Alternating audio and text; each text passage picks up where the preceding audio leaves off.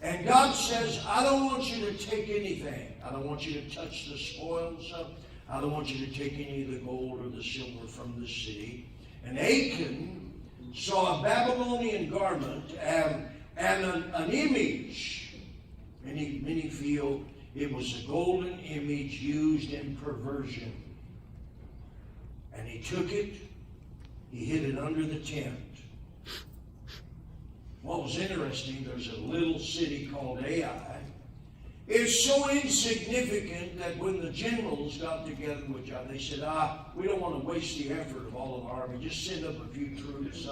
It's no big deal. We'll just run through this city like nothing. So they sent a few troops. And what happened? 38 men died. And so Joshua begins to cry out, God, where are you? Where are you? And the information come out evident. Achan has sinned. He's taken of the cursed thing and placed it in his house. But watch what happens. His whole family dies. See, curses many times and sins, one of the great lessons of life, is not just about you. It's about your children and your children's children. Saying when you live for God, it's not just about you. It's about what you can pass on to your children, what you can impart to them. You're an instrument. You are either carrying and passing blessing or cursing. Do you understand that? Objects many times carry curses. Luis Coloca was just talking to me before the service. A man here, it's so interesting. This man, some time ago, had this heater. And it tipped over and the fuel leaked out. It was lit. Got on his foot, burned his foot horrible. One of his toes horribly, blisters, unbelievable. Luis Coloca goes to him this afternoon, going to invite him. So Pastor Campbell's going to preach on curses tonight. I want you to come. Guess what happened this afternoon? This man got in his closet. He's there. He's ready. I'm not sure, maybe to get his clothes for tonight. And he bumped something, and this heater that he had stored fell out of the closet and broke the very same toes that had been blistered and burned by that very same heater. I remember a number of years ago, Luis Coloca, they moved into a place over here on the south side of Phoenix. Children couldn't sleep, nightmares, screaming. Never, no history of this. And some went over, prayed for the house. I can't remember, but his wife at that time, she's deceased today, she was praying. God said, look in the attic. She got a step stool, got up into the attic, pushed it back, and here was a broken rosary. They tell me in the Hispanic community, many times when a grandmother dies, and she's had this rosary that she's prayed over, maybe thousands of hours, tens of thousands of times, they pass this on to the children. Sometimes they'll break it and distribute it. And so here is this broken rosary. Let me tell you, God hates religious objects. He said, I don't want you to take any graven thing. That's anything made with hands. I don't want you to put it in your house.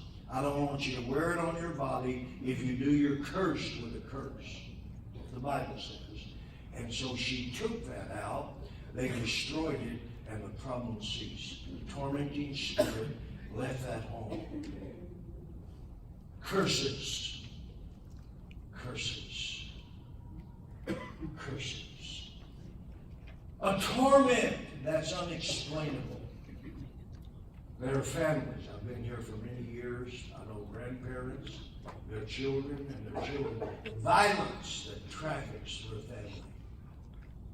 Prison. Some families, they go to prison. It's like a family reunion.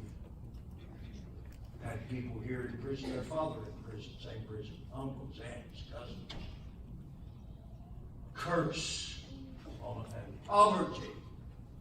Some people, poverty doesn't seem like, no matter how educated, how gifted, it's like just this poverty spirit. Depression, emotional dynamics. And so, something here you have to come to grips with. We have to examine the essence of a curse. In other words, the roots of cursing begins many times with certain involvement, or you're practicing our actions and the door is open. You can read Deuteronomy 27. There's a whole list. I believe there's a list of 12 curses. Leviticus 18, list of curses. Deuteronomy 18. But over and over in the Bible, one of the great open doors for curses is incest. Incest. The Bible says, cursed is the man that would lie with his mother-in-law, or his sister, or a granddaughter. I can't tell you the women over the years, probably tens of thousands throughout the fellowship I've prayed with that were molested by a family member. They're tormented. A curse was released. Long down the road, long past the experience, and they get married, and there's this almost inability to relate to their husband. A torment, incest, perversion. God says, I don't want a male lying with a male. If you do, you are cursed with it. Homosexuality brings a curse. You ever think about life? And I know today all the pump and hype. I'm telling you what the Bible says. You ever think about a sin so strong that it alters the very male movement of the body? I just flew back. Angela's show was with me, and this man, he's a stewardess on the airplane, and he's reeking. His mannerism, his lisp. Now think of that, a sin so strong, it alters how you walk. We're talking about something here that's powerful. It alters how you speak. It alters your very mannerism. And thank God, they can be saved, they can be delivered, they can live for God. But I'm telling you, perversion releases a curse. And one of the curses that is active in the United States of America is what's happening today. We just had one of our pastors in Tennessee. He works for this company, and he goes to homes in repair. Remember me telling a little bit of it. He went into this home. There was this teenage boy, maybe 12 or 13 years old. And he's standing in the corner, not speaking. Here's these two teenage girls that are going about life, just normal, etc. And he's standing there. He thought, this is so odd. He stood there for 2 hours. He went, prepared himself something to eat, studied, and it was just, his whole mannerism was so odd. And so Pastor Tony Tomlin went, looked on the refrigerator, and here was a list for this young man, written there by his parents. You can go outside for 15 minutes. All of these rules and regulations. And if you don't follow these, you're going to stand for 3 hours. And the list goes on and on. I've got a picture, took a picture of it. He come to find out, his two lesbian mothers was running that household. He turned it into the police. Can you imagine? You want to know what makes people crazy and want to go in schools and kill everybody? Right there. Right there is a good start. Can you imagine the anger of that young man that's building? So I'm talking about the Bible this evening. I'm not talking about Hollywood. I'm talking about real life. 40-something years dealing with real people with real problems who are tormented. I'm not talking about something I read in the book. Murder.